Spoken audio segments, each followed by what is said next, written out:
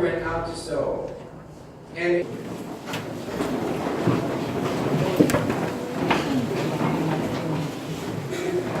story in the Old Testament this morning.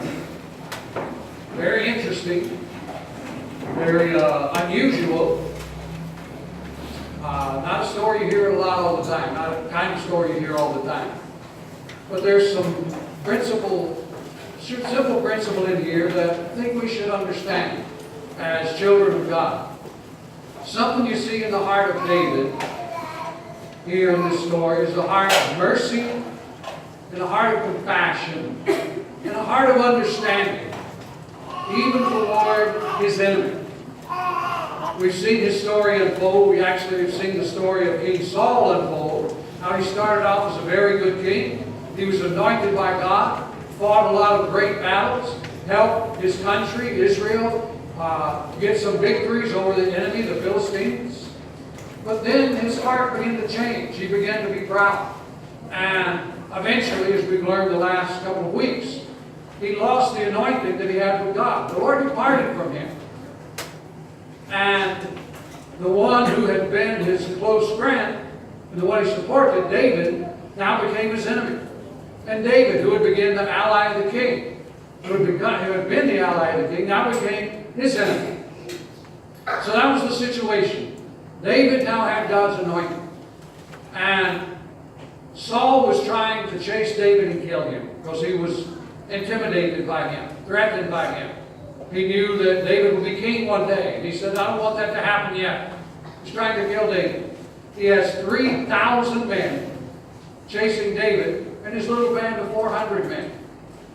And as Saul is going throughout the countryside chasing David, he goes to a place where they keep sheep. Back in those days, in that place, there were caves all up in the hills, and the caves proved to be a safe place to protect the sheep, protect them from wolves and lions and bears, that sort of thing. So King Saul was going around and chasing David, and he had what we call a call of nature, an emergency. And so David had to go into the cave and make it into, Saul had to go into the cave and make it a CR. That's really what he did. What he didn't know is it wasn't just sheep inside the cave. David and his soldiers were also in the cave.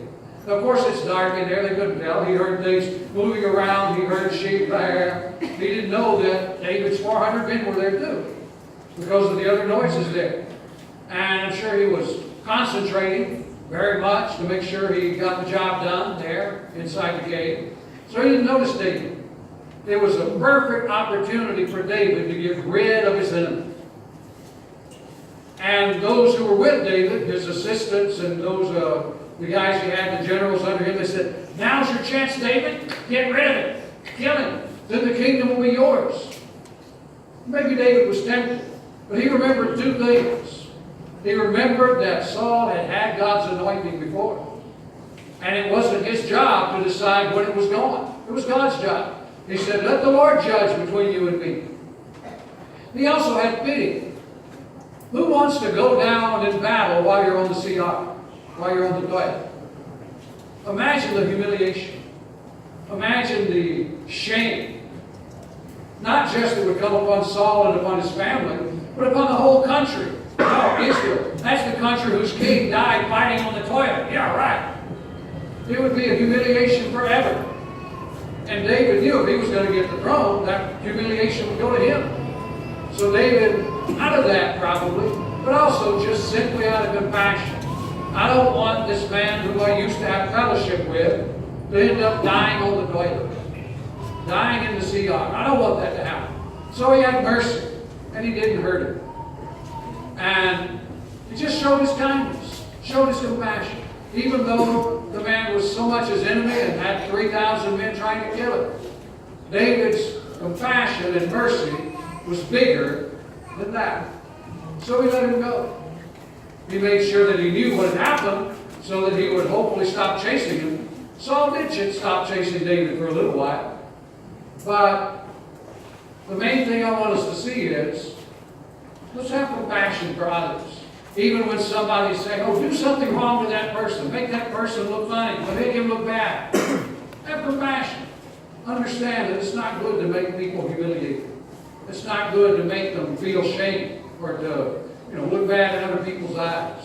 Even if they're not your friend. Even if they're your enemy. That's the way David did. It's the way the Lord does. It says He does not allow us to be put to shame. Because God has consideration for our feelings too. So, just a simple challenge this morning, in the middle of a kind of an odd situation. You could even call it a humorous situation when you look at it.